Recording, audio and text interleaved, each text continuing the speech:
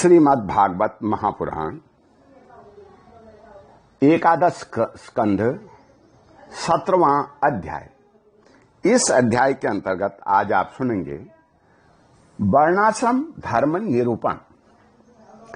उद्धव जी ने कहा, हे कमल नयन श्री कृष्ण, आपने पहले वर्णाश्रम धर्म का पालन करने वालों के लिए और सामान्यतः मनुष्य मात्र के लिए इस धर्म का उपदेश किया था जिससे आपकी भक्ति प्राप्त होती है।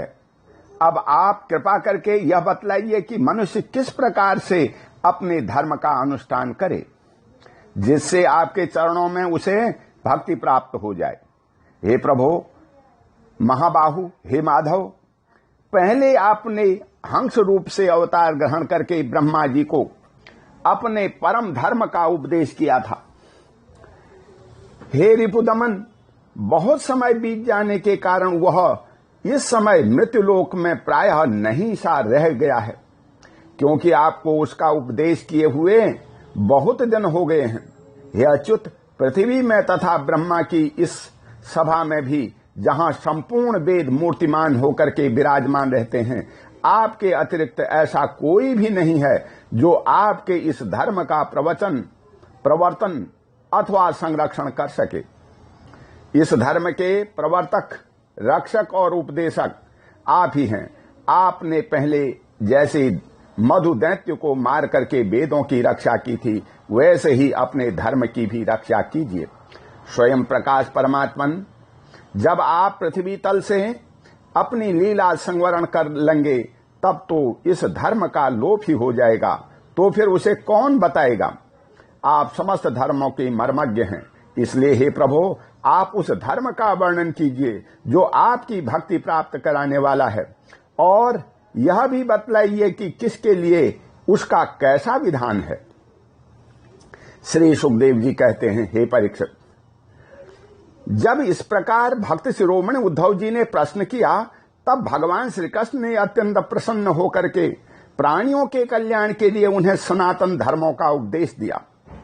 भगवान श्री कृष्ण ने कहा, प्रिय उद्धव, तुम्हारा प्रश्न धर्ममय है, क्योंकि इससे वर्णाश्रम धर्म की मनुष्यों को परम कल्याण स्वरूप मोक्ष की प्राप्ति होती है। अतः मैं तुम्हें उन धर्मों का उपदेश करता हूं, सावधान होकर सुनो। जिस समय इस कल्प का आरंभ हुआ था और पहला सतयुग चल रहा था, उस समय सभी मनुष्यों का हंस नामक एक ही वर्ण था। उस युग में सब लोग जन्म से ही कृतकृत होते थे, इसलिए उनका एक नाम कृतयुग भी है। उस समय केवल प्रणव ही वेद था और तपस्या, शौच, दया एवं सत्य रूप 4 चरणों से युक्त मैं ही वृषभ रूपधारी धर्म था। उस समय के निष्पाप एवं परम तपस्वी भक्तजन मुझ हंस स्वरूप शुद्ध परमात्मा की उपासना करते थे। परम भाग्यवान हे उद्धव, सतयुग के बाद त्रेता युग का आरंभ होने पर मेरे हृदय में श्वास प्रश्वास के द्वारा ऋग्वेद, सामवेद और यजुर्वेद त्रयी विद्या प्रकट हुई, और उस त्रयी विद्या से होता, अधर्यु और उद्गाता के कर्म रूप 3 भेदों वाले यज्ञ के रूप में मैं प्रकट हुआ। विराट पुरुष के मुंह से ब्राह्मण, भुजा से क्षत्रिय, जंघा से वैश्य और चरणों से शूद्रों की उत्पत्ति हुई। उनकी पहचान करके स्वभावानुसार और आचरण से होती है। हे उद्धव जी, विराट पुरुष भी मैं ही हूं, इसलिए मेरे ही उरुस्थल से गृहस्थाश्रम, हृदय से ब्रह्मचर्याश्रम, वक्षस्थल से वानप्रस्थाश्रम और मस्तक से संन्यास आश्रम की उत्पत्ति हुई है। इन वर्ण और आश्रमों के पुरुषों के स्वभाव भी उनके जन्म स्थानों के अनुसार उत्तम, मध्यम और अधम हो गए। अर्थात उत्तम स्थानों से उत्पन्न होने वाले वर्ण और आश्रमों के स्वभाव उत्तम और अधम स्थानों से उत्पन्न होने वाले अधम हुए। सम, दम, तपस्या, पवित्रता, संतोष, क्षमाशीलता, सीधापन, मेरी भक्ति, दया और सत्य, ये ब्राह्मण वर्ण के स्वभाव हैं। तेज, बल, धैर्य, वीरता, सहनशीलता, उदारता, उद्योगशीलता, स्थिरता, ब्राह्मण भक्ति और ऐश्वर्य, ये क्षत्रिय के वर्ण के स्वभाव हैं। आस्तिकता, दानशीलता, दंभहीनता, ब्राह्मणों की सेवा करना और धन संचय से संतुष्ट न होना, ये वैश्य वर्ण के स्वभाव हैं। ब्राह्मण, गौ और देवताओं की निष्कपट भाव से सेवा करना तथा उसी से जो कुछ मिल जाए उसमें संतुष्ट रहना, ये शूद्र वर्ण के स्वभाव हैं। अपवित्रता, झूठ बोलना, चोरी करना, ईश्वर और परलोक की परवाह न करना, झूठ मूठ झगड़ना और काम, क्रोध एवं तृष्णा के वश में रहना, ये अत्यजों के स्वभाव हैं। हे उद्धव जी, चारों वर्णों और चारों आश्रमों के लिए साधारण धर्म यह है कि मन, वाणी और शरीर से किसी की हिंसा न करें, सत्य पर दृढ़ रहें, चोरी न करें, काम, क्रोध तथा लोभ से बचें और जिन कामों के करने से समस्त प्राणियों की प्रसन्नता और उनका भला हो वही करें। ब्राह्मण, क्षत्रिय तथा वैश्य गर्भाधान आदि संस्कारों के क्रम से यज्ञोपवीत संस्कार रूप द्वितीय जन्म प्राप्त करके गुरुकुल में रहें और अपनी इंद्रियों को वश में रखें। आचार्य के बुलाने पर वेद का अध्ययन करें और उसके अर्थ का भी विचार करें। मेखला, मृगचर्म, वर्ण के अनुसार दंड, रुद्राक्ष की माला, यज्ञोपवीत और कमंडलू धारण करें। सिर पर जटा रखें। शौकीनों के लिए दांत और वस्त्र न धोएं। रंगीन आसन पर न बैठें और कुश धारण न करें। स्नान, भोजन, हवन, जप और मल मूत्र त्याग के समय मौन रहें और कक्ष तथा गुप्तेंद्रिय के बाल और नाखूनों को कभी न काटें। पूर्ण ब्रह्मचर्य का पालन करें। स्वयं तो कभी वीर्यपात करें ही नहीं। यदि स्वप्न आदि में वीर्य स्वखलित हो जाए तो जल में स्नान करके प्राणायाम करें। एवं गायत्री का जप करें। ब्रह्मचारी को पवित्रता के साथ एकाग्र चित्त होकर के अग्नि, सूर्य, आचार्य, गौ, ब्राह्मण, गुरु, वृद्धजन और देवताओं की उपासना करनी चाहिए तथा सायंकाल और प्रातःकाल मौन होकर के संध्योपासन एवं गायत्री का जप करना चाहिए। आचार्य को मेरा ही स्वरूप समझें, कभी उनका तिरस्कार न करें। उन्हें साधारण मनुष्य समझ करके दोष दृष्टि न करें, क्योंकि गुरु सर्वदेवमय होता है। सायंकाल और प्रातःकाल दोनों समय जो कुछ भिक्षा में मिले वह लाकर गुरुदेव के आगे रख दें। केवल भोजन ही नहीं, जो कुछ हो सब। तदंतर उनके आज्ञानुसार बड़े संयम से भिक्षा आदि का यथोचित उपयोग करें। आचार्य यदि जाते हों तो उनके पीछे पीछे चलें। उनके सो जाने के बाद बड़ी सावधानी से उनसे थोड़ी दूर पर सोएं। थके हों तो पास बैठकर चरण दबाएं और बैठे हों तो उनके आदेश की प्रतीक्षा में हाथ जोड़ करके पास में ही खड़ा रहें। इस प्रकार अत्यंत छोटे व्यक्ति की भांति सेवा के द्वारा सदा सर्वदा आचार्य की आज्ञा में तत्पर रहें। जब तक विद्याध्ययन समाप्त न हो जाए तब तक सब प्रकार के भोगों से दूर रह करके इसी प्रकार गुरुकुल में निवास करें और कभी अपना ब्रह्मचर्य व्रत खंडित न होने दें।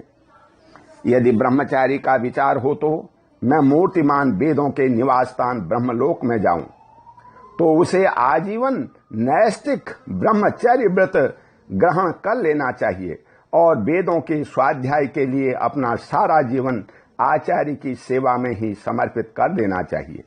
ऐसा ब्रह्मचारी सचमुच ब्रह्म तेज से संपन्न हो जाता है और उसके सारे पाप नष्ट हो जाते हैं। उसे चाहिए कि अग्नि, गुरु, अपने शरीर और समस्त प्राणियों में मेरी ही उपासना करे और यह भाव रखे कि मेरे तथा सबके हृदय में एक ही परमात्मा विराजमान है।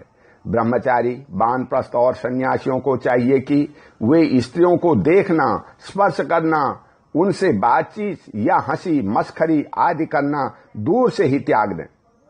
मैथुन करते हुए प्राणियों पर तो दृष्टिपात तक न करें। प्रिय उद्धव, शौच, आचमन, स्नान, संध्योपासन, सरलता, तीर्थ सेवन, जप, समस्त प्राणियों में मुझे ही देखना, मन, वाणी और शरीर का संयम, यह ब्रह्मचारी, गृहस्थ, वानप्रस्थ और सन्यासी सभी के लिए एक सा नियम है।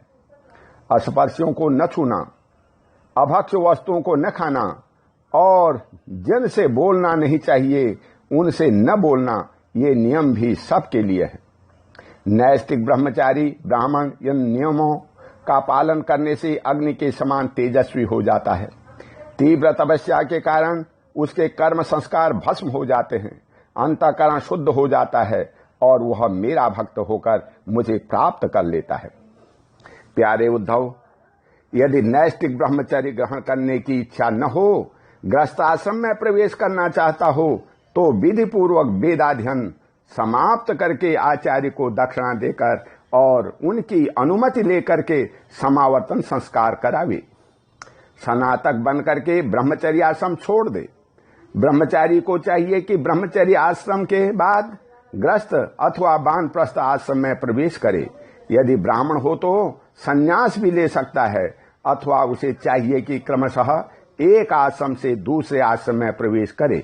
किंतु मेरा आज्ञाकारी भक्त बिना आश्रम के रहकर अथवा विपरीत क्रम में आश्रम परिवर्तन कर स्वेच्छाचार में न प्रवृत्त हो।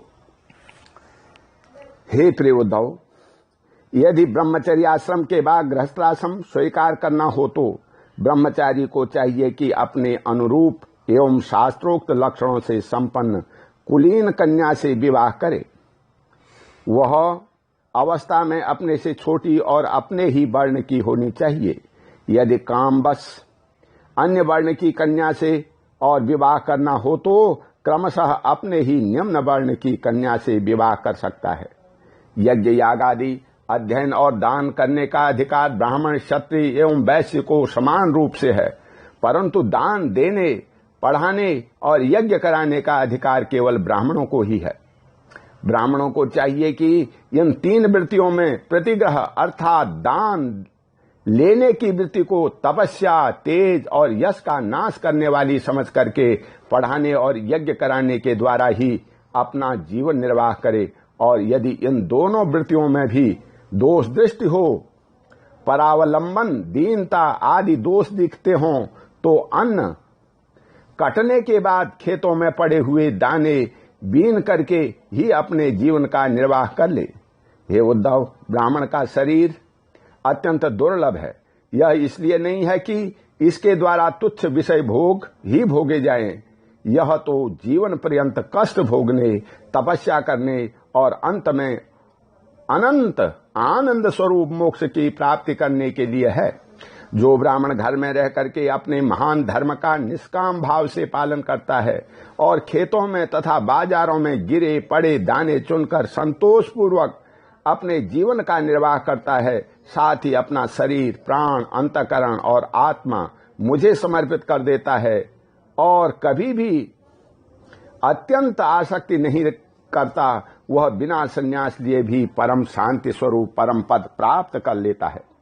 जो लोग विपत्तियों में पड़े कष्ट पा रहे मेरे भक्त ब्राह्मण को विपत्ति से बचा लेते हैं, उन्हें मैं शीघ्र ही समस्त आपत्तियों से उसी प्रकार बचा लेता हूं जैसे समुद्र में डूबते हुए प्राणी को नौका बचा लेती है।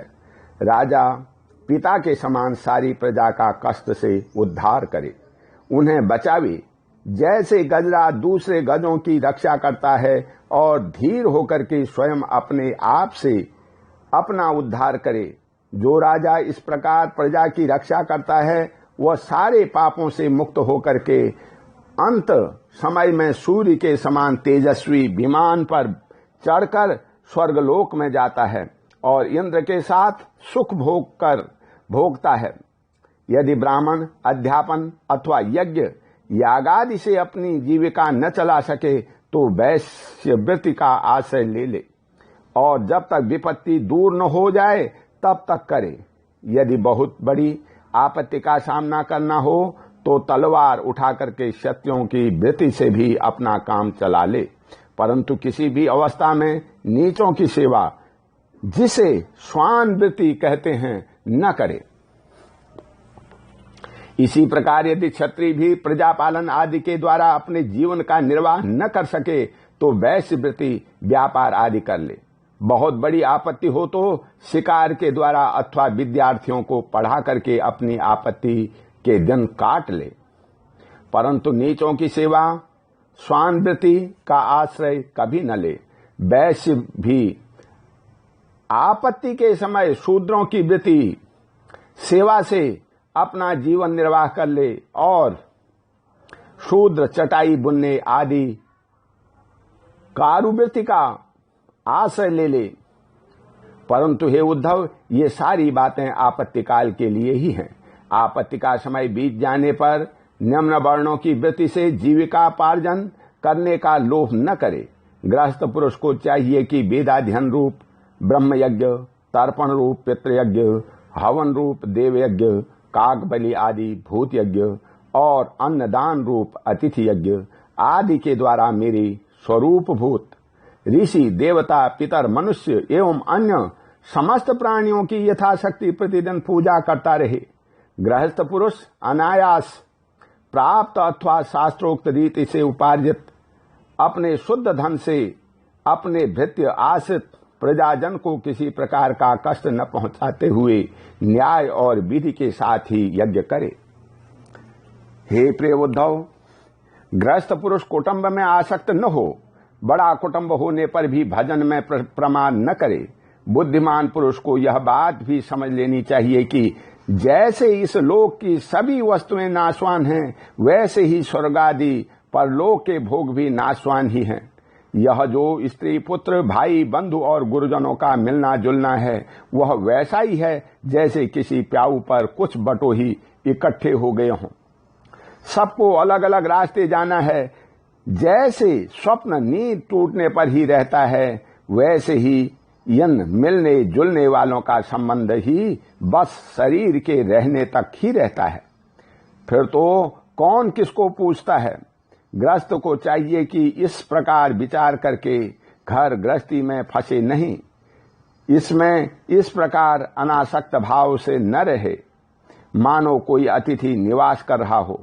जो शरीर आदि में अहंकार और घर आदि में ममता नहीं करता, उसे घर गृहस्थी के फंदे बांध नहीं सकते। भक्तिमान पुरुष गृहस्थोचित शास्त्रोक्त कर्मों के द्वारा मेरी आराधना करता हुआ घर में ही रहे, अथवा यदि पुत्रवान हो तो वानप्रस्थ आश्रम में चला जाए या संन्यासाश्रम स्वीकार कर ले। प्रिय उद्धव, जो लोग इस प्रकार का गृहस्थ जीवन न बिता करके घर गृहस्थी में ही आसक्त हो जाते हैं, स्त्री, पुत्र और धन की कामना में फंसकर हाय हाय करते रहते हैं और मूर्तावश स्त्री, लंपट और कृपण होकर के मेरे के फेर में पड़ जाते हैं, वे बच जाते हैं। वे सोचते रहते हैं, हाय हाय मेरे माँ बाप बूढ़े हो गए, पत्नी के बाल बच्चे अभी छोटे छोटे हैं, मेरे न रहने पर ये दीन, अनाथ और दुखी हो जाएंगे, फिर इनका जीवन कैसे रहेगा। इस प्रकार घर गृहस्थी की वासना से जिसका चित्त विक्षिप्त हो रहा है, वह मूढ़ बुद्धि पुरुष विषय भोगों से कभी तृप्त नहीं होता। उन्हीं में उलझ करके अपना जीवन खो बैठता है और मरकर घोर तमोमय नरक में जाता है। ओम शांति। बोल श्री कृष्ण भगवान की जय।